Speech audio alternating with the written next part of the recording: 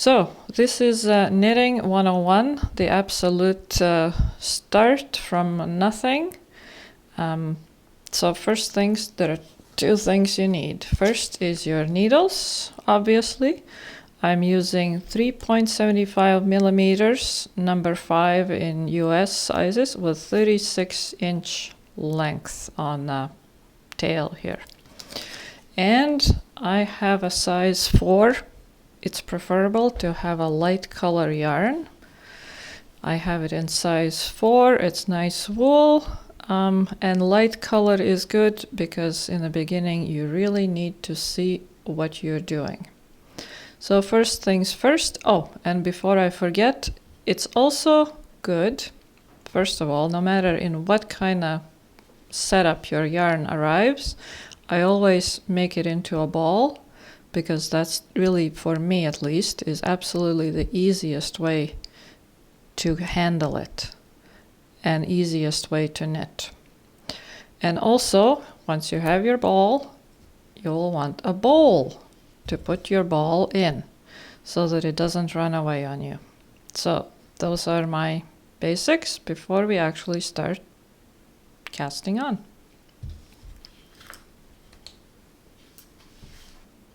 We have our setup, we have our yarn and needles. Let us cast on. I'm going to show you a simple, very versatile cast on that you can use for many, many projects. There are other ways to cast on that give different results, and they may be necessary later on for different projects. However, to begin with, this is the easiest and simplest way to do so. So take your yarn, leave a bit of a tail, 6-7-ish inches, somewhere about that. That's so you can weave it in later. Then you take the yarn, make a loop, just like that, and then pull the working yarn through the loop, and now you see there is a knot forming here. That's beautiful. Pull it tight. Now take your needle, try not to get tangled up, because that's usually part of the fun. So you put your knitting needle through the loop, take your working yarn and pull it tight around the needle. There, you've made your first stitch. Congratulations. Now make sure that your tail is to the left and leave it there, and try not to involve it in any future activities. We are always working with the working yarn. And now let's cast on the rest of the stitches. The way to do it, you hold the yarn in your hand like that to give it some tension. Slide it over your thumb and your index finger. Turn your hand, then turn your index finger and slide that onto the needle and pull it tight. So again, over thumb, index, turn, turn. So you get this kind of combination there. Put it on the needle, pull it tight. And again, turn, turn on the needle, pull it tight. Turn, turn on the needle, pull it tight.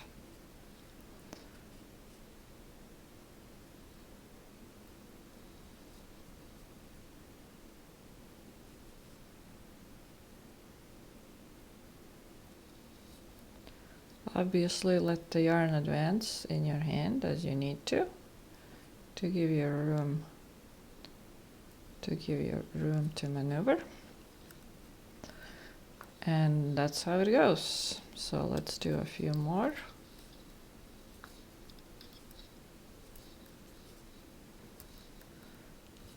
And I'm gonna cast on 20. And now, as you see, the yarn has curled. There is an easy fix for that. You simply hold the yarn still in your hand and then dangle the whole project off loose, and it will untangle itself.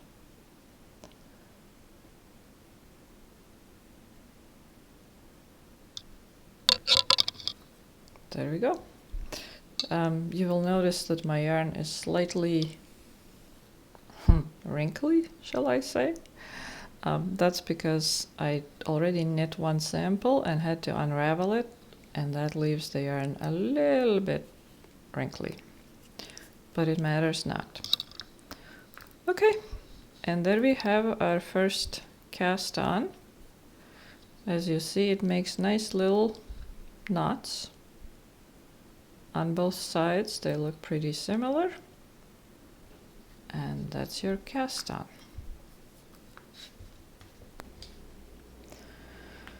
Okay, we have cast on.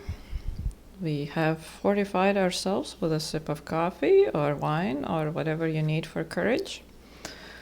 We have untangled ourselves. We are ready for the knit stitch. Again, make sure your tail is on the side, left side, just away, so it doesn't interfere. Your working yarn goes to the right. And the first thing first, I guess, is how you hold the needles. Thumb, index, and whatever these fingers are, I know what they're often used for, but the name escapes me at the moment. These fingers, these three are the ones that maneuver the needles. Ring fingers and pinkies hold the needles. So your needle rests on your ring and your pinky, and these three just do whatever needs to be done in the knitting process. I'm going to show you Continental knitting. I find it the most economical in ways of hand movement. You need less of it. I find it, well, at least I find that I can knit faster that way. So that's why, and it's just how I'm used to knitting. So that's what I'm going to show you. First, take working yarn, and it goes over your left hand index finger. Then it goes down your hand. Again, the tail is in the way, just try to ignore it. So you're holding the working yarn with your pinky. Yes, your pinky has double duty.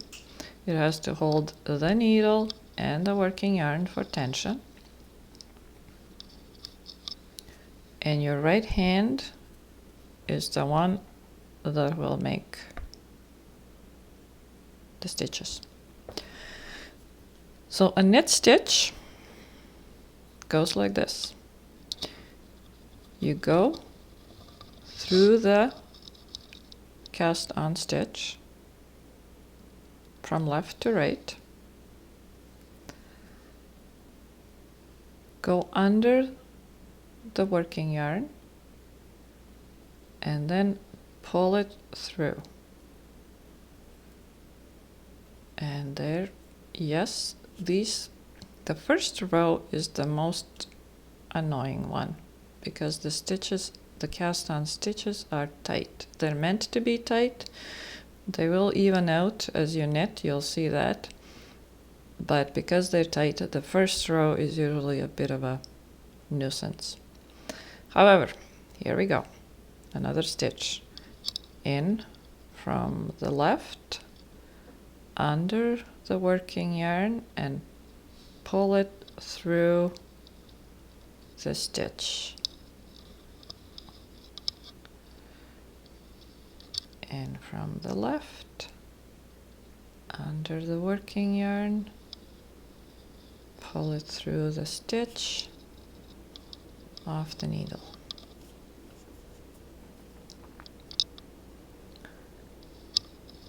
Through, under working yarn, pull through, and that stitch comes off. You'll notice there is a bit of a yarn in between. It looks like it's a mistake. No, it isn't. Don't worry about it. It will even out once the row is done. So just keep going like this through the whole row. If you find it easier, you can rest the needle, the yarn, on your index finger so you can easier catch that stitch. And you don't need to worry about working yarn. You can even drop it. It's not going to go anywhere as long as you can know where to find it and pick it up again. So through, under, working yarn, pull through, drop that stitch from the left needle. Through, under the yarn, pull through, drop that stitch. Yes, it's a bit of a, again, as I said, the stitches on the left needle are pretty tight because they're cast on stitches. And so you go through the whole row.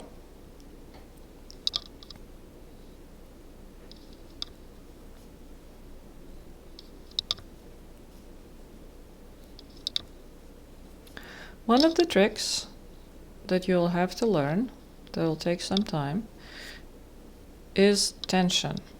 Knitting, a lot of knitting is all really about regulating tension of your stitches.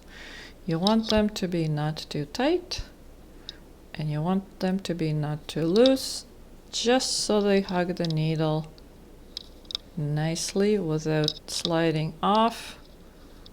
But you also can move them around easily enough on the needle when you need to. I'll show you what that looks like in a minute.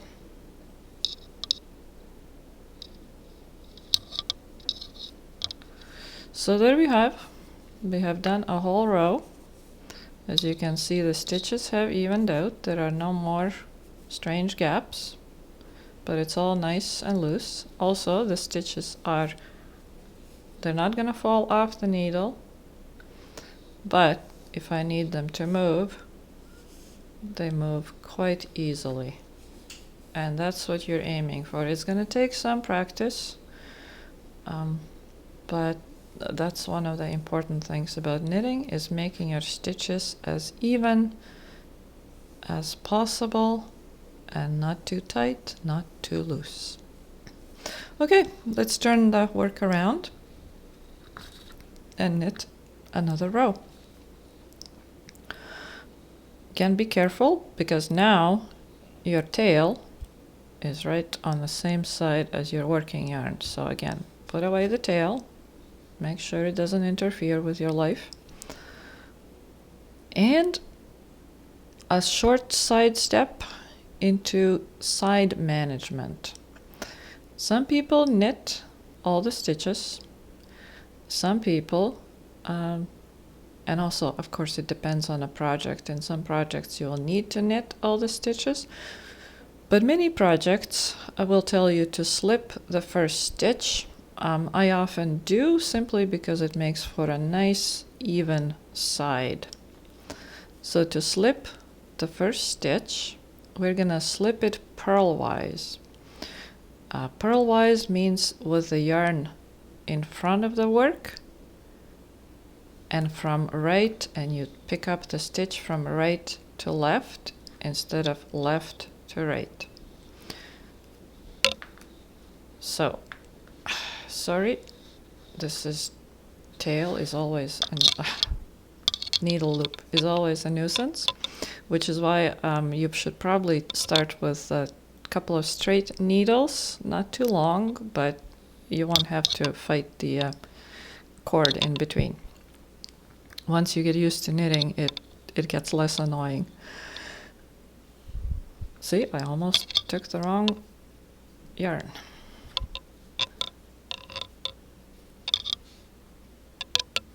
Okay, I'm sufficiently untangled. So we're gonna slip the first stitch purlwise, yarn in front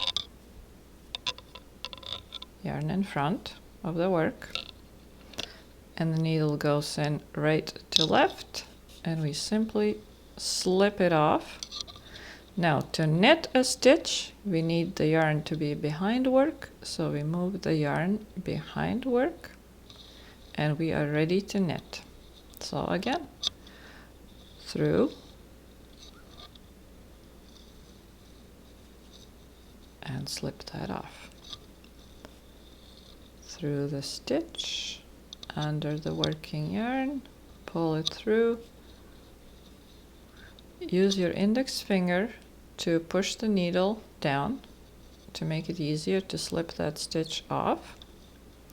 Obviously, try not to push it too far down because then you'll unravel your work. And it's a bit of a tricky situation.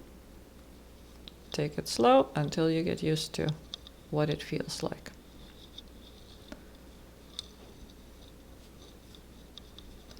And we're gonna do the whole row just in a knit stitch.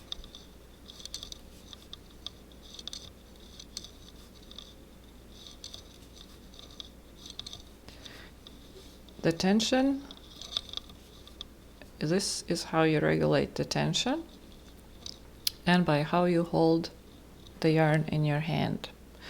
If I'm knitting slowly, it's fine if I simply put it over my index finger and then run it down my hand and hold it with my pinky as I'm holding the needle. When I start going faster, I find that depending on the thickness of the yarn, I lose the tension. It gets too loose and my finger just moves way off into the, well, where I can't use it anymore. So the way I deal with that issue is I either wrap the yarn around my pinky and then over my index finger. That helps me tension the yarn. Or I wrap it over 3 fingers and then index. And it all, I find, depends on the thickness and what kind of yarn you're using. So you'll have to experiment with that, what works best for you.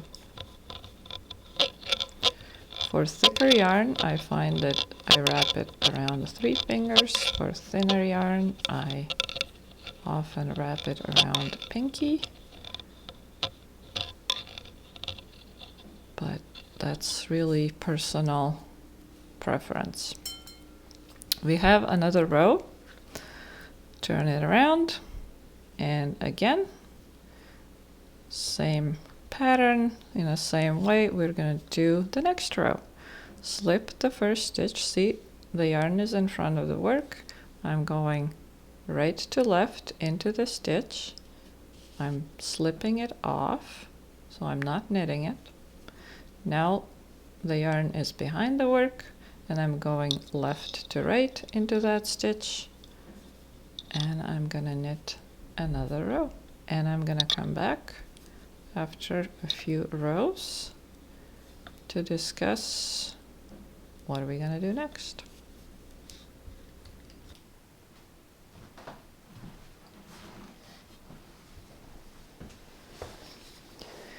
We've been knitting for a while, and this should be your end result.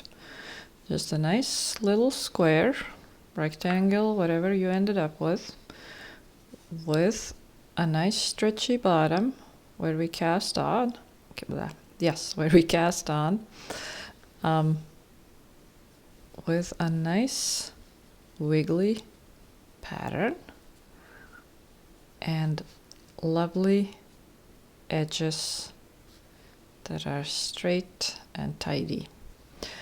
It's a very simple pattern. I'm not sure you would even call it a pattern still. It's quite useful for many things. As a matter of fact, I'm knitting a hat right now, which for its bottom part is using that exact style of knitting, just knitting row after row. And when you add a bit of a more interesting yarn to the project, it's actually quite nice. So it is quite a useful pattern to know. And you can do many projects with it, one of them being a dishcloth. It's a good first project once you have practiced enough and you feel like you have your stitches even enough. A lovely colorful dishcloth or face cloth, it might be just your first project. Now, to finish that project, you'll need to know one more thing, and that is how to bind off. So let's say you have finished knitting and you're ready to get your project off the needles. You start again, but this time, instead of slipping the first stitch, you're gonna knit it. So the yarn, instead of being in the front of work, is gonna go to the back of work, just like that.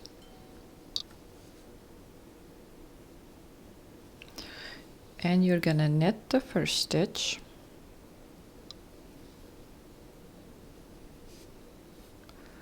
Then you're gonna knit the second stitch. Then you will put both stitches, well, actually you don't put them on. You slide your left needle, left to right, into those two stitches, and with your right needle, catch the working yarn as in knitting, and knit both of those stitches together, and then slide off the needle. Now you have one stitch on your right needle. You knit one off the left. Now again you put the left needle into the two stitches on the right needle and knit them both together. And again, knit one from the left needle, put left needle in two stitches that are on the right needle, knit them together,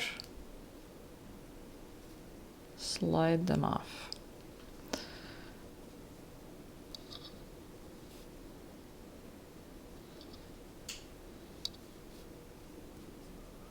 This will give you a nice stretchy, again, bind off, which is what you want. Oopsie daisy. I'm not going to finish the whole row, but I'm going to do a few more stitches so you can see what it will look like.